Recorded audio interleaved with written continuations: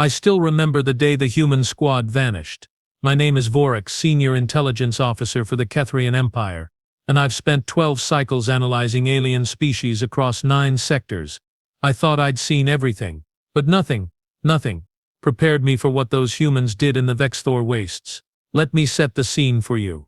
The Vex'thor wastes, right. Absolute nightmare territory. Radiation levels that would cook most species in minutes. Gravity fluctuations that'll crush your bones if you step in the wrong spot. And the Kryll, those 6-legged predators who consider everything with a heartbeat to be dinner. We've lost entire battalions there. Entire battalions. So when Command told me a human reconnaissance squad, just 8 of them, got dropped there by accident during a transport malfunction, I laughed. Actually laughed. Well, I said to my assistant Drell, that's 8 humans we won't be seeing again. Drell clicked his mandibles nervously. Sir, the humans requested no rescue operation. I stopped laughing. They what? They said. And I quote, we'll handle it. See you in 3 days. Drell's eye stalks wobbled with what I recognized as confusion. They sounded annoyed, like we'd interrupted their lunch break. 3 days. In the Vex'thor wastes, where our most elite warriors wouldn't last 3 hours, the arrogance was almost beautiful in its stupidity. I immediately began drafting the casualty reports, trying to figure out how to explain to the Galactic Council that we'd accidentally killed 8 members of the species that had, quite recently, won the Battle of Proxima Gate against impossible odds. Day 1 passed. No signals, no distress calls, nothing. They're dead, I told Drell. Has to be, either the radiation got them or the Kryll did, or they fell into a gravity well and got compressed into paste. Day 2. Still nothing. I started getting nervous. The humans had allies now. Powerful ones, and if word got out that we'd basically sentenced 8 of their people to death through negligence, then Day 3 arrived. And that's when things got weird. Our long-range sensors picked up movement at the extraction point. A lot of movement. I pulled up the visual feed, expecting to see Kryll, maybe some scavengers picking over human remains. Instead, 8 figures. Walking, calmly. Like they were strolling through a park. Zoom in, I ordered, my throat suddenly dry. The image resolved. 8 humans. Alive. Not just alive. They looked fine. Better than fine. One of them, a female with short dark hair, was actually smiling. Another, a massive male with a scarred face, was carrying something over his shoulder. Is that? Drell leaned closer to the screen. Is that a dead Kryll? It was. A fully grown Kryll hunter. Probably weighed 300 kilograms, slung over this human's shoulder like a hunting trophy. The human wasn't even breathing hard. Get me a comm link, I snapped. Now, the channel crackled open. Extraction team to Kethrian command, a calm male voice said. Ready for pickup. Sorry we're 6 hours early. We got done faster than expected. Got done faster than expected. I found my voice. This is Senior Officer Vorak. What exactly did you do out there? A different voice answered, female, with a tone that suggested she was trying very hard not to laugh. Oh, you know, surveyed the area like you asked. Collected samples, dealt with the locals. A pause. The Kryll won't be a problem in this sector anymore, by the way. You're welcome. Won't be a there were thousands of Kryll in that region. Yeah, the first voice said. There were. Listen, we're transmitting our report now. Fascinating ecosystem you've got here, really hostile stuff. Reminded us of home, actually. Anyway, we're hungry, and we'd like that pickup soon, if possible. The comm went silent. Seconds later, data began flooding our systems. Mission reports, geological surveys, biological samples, tactical assessments, and combat logs. I opened the combat logs, started reading, felt my blood turn cold. These humans hadn't just survived. They'd systematically cleared 12 square kilometers of Vex'thor wastes, eliminated Kryll nests, mapped safe routes through the gravity wells, set up radiation shelters using materials they'd scavenged from crashed ships we didn't even know were there. They'd turned our death zone into their personal training ground. How? Drell whispered beside me. How did they? I kept reading. One entry caught my attention. It was logged by the squad leader, someone named Marcus Webb. Timestamp, hour 6 of day 1. The log read, Gravity fluctuations less severe than Jupiter's moons. Radiation comparable to solar flare exposure, manageable with standard shielding rotations. Kryll hostiles engaging us. Approximately 40 individuals. Threat assessment. Moderate. Engaging. Moderate. 40 Kryll was a moderate threat. The next log entry, 30 minutes later. Kryll eliminated. Harvesting specimens for Xenobiology Division. Miller wants to cook one, told him absolutely not until we get proper food safety clearance. He's pouting. They were joking. In the middle of the Vex'thor wastes fighting creatures that had killed hundreds of our soldiers, these humans were making jokes about cooking their enemies. I looked at the live feed again. The extraction ship was landing now, and the 8 humans were boarding, still casual, still calm. One of them waved at the camera. Actually waved, like she knew I was watching, and maybe she did. Maybe they all did. Sir, Drell's voice was barely a whisper. What are we dealing with? I sat back in my chair, watching the extraction ship lift off, carrying 8 humans who'd just done the impossible and made it look easy. Humans who'd turned our most dangerous territory into their personal playground. I don't know, I admitted, and for the first time in my career, I felt genuine fear. But I'm starting to understand why everyone who fights them loses. The humans vanished from our sensors as their ship jumped to faster than light speed. I stared at the empty screen for a long time, thinking about those combat logs, those casual reports, that wave, somewhere out there. Humanity was building an empire, and we'd just seen exactly why nobody could stop them. I was going to need something much stronger than water to process this. 3 weeks passed before I saw those humans again. 3 weeks of sleepless nights reviewing footage, reading reports, trying to make sense of what I'd witnessed. Command thought I was losing it. Maybe I was. But then they came back. All 8 of them. And this time, they brought friends. Senior Officer Vorak. My comm unit chirped at 0400 hours, dragging me from another nightmare about humans casually strolling through apocalyptic wastelands. We have a situation at Docking Bay 7.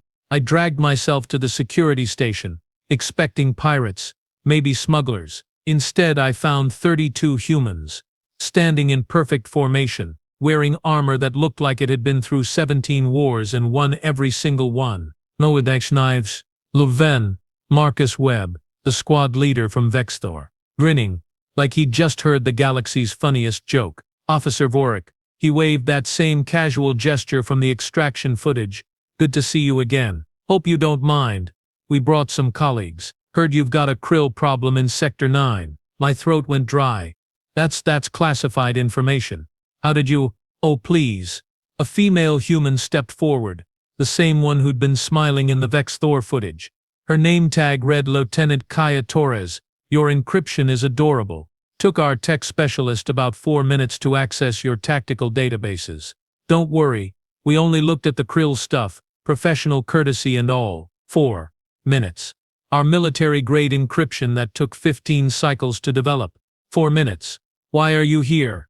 I managed to ask. Webb's grin widened. Because Vorak, my friend, you've got a serious pest control issue. Sector 9, Sector 12, parts of Sector 15, all infested with Kryll. Your people are losing ground, losing ships, losing lives. We figured, since we're in the neighborhood, and since we've got some experience with these particular monsters, we'd offer our services. Your services. I looked at the 32 humans. 32. Against the Kryll hordes that had pushed back 3 Kethrian fleets. You're insane, all of you. Completely insane. Torres laughed. Actually threw her head back and laughed. Oh, Vorak. That's the nicest thing anyone said to us all week. Isn't it, Webb? Definitely top 5. Webb agreed. He pulled out a datapad, tossed it to me. I caught it clumsily. Here's our proposal. We clear your Kryll infestation. All 3 sectors. Clean sweep. In exchange we get salvage rights to any tech we find. Plus a modest fee. Very modest. We're running a special this month. I stared at the pad. The fee was indeed modest. Suspiciously modest. What's the catch? No catch. A massive human, the same one who'd carried the Kryll corpse, stepped forward. His name tag said Sergeant Paulo Diaz. We just really don't like Kryll. They remind us of something back home. Something we already drove extinct on 3 continents. You drove a species extinct. Drell had appeared beside me, eye stalks quivering. Multiple species, technically, Torres said cheerfully. Saber-toothed tigers, cave bears, dire wolves, terror birds. Though to be fair, climate change helped with some of those. We just finished what the Ice Age started. I felt my legs go weak. These creatures, these humans, were casually discussing the extinction of multiple apex predators like it was a minor footnote in their history. So Webb prompted, "What do you say? Want us to handle your Kryll problem, or should we just head to the next system? I hear the Valkyrie are offering triple your fee for some pest removal. Command would kill me.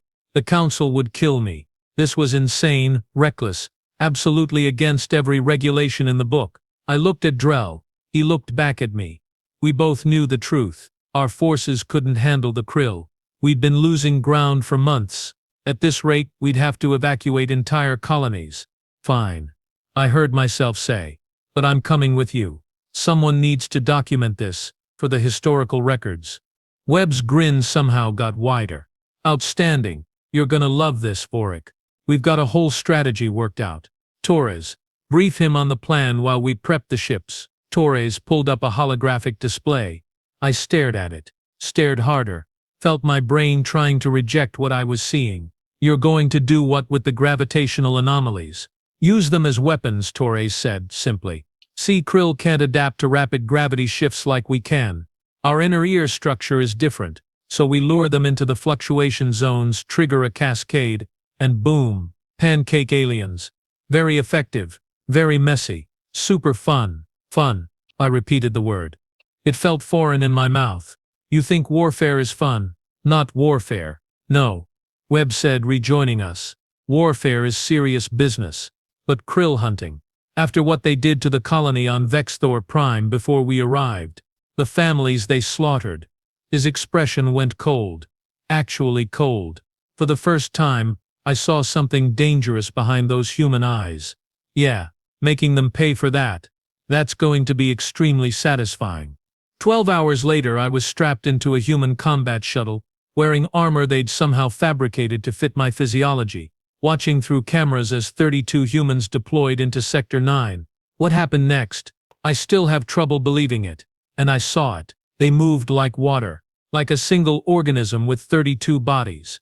Kryll attacked in waves, hundreds of them. Claws and teeth and alien fury. The humans didn't even slow down. They used the terrain, the gravity wells, the radiation zones. Everything that made these sectors deadly to us. They turned it into weapons.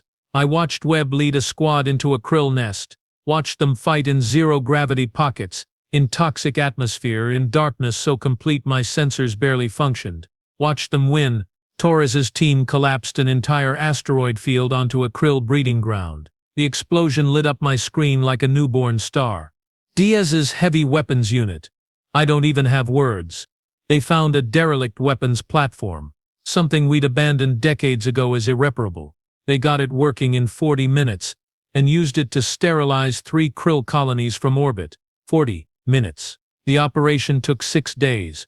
When it was done, Sector 9 was clear. Sector 12, clear. Sector 15, you guessed it, clear. 32 humans had accomplished what 3 fleets couldn't.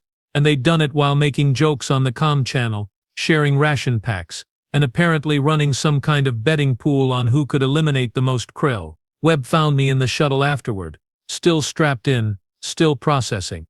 So, he said. How'd we do? I looked at him, really looked.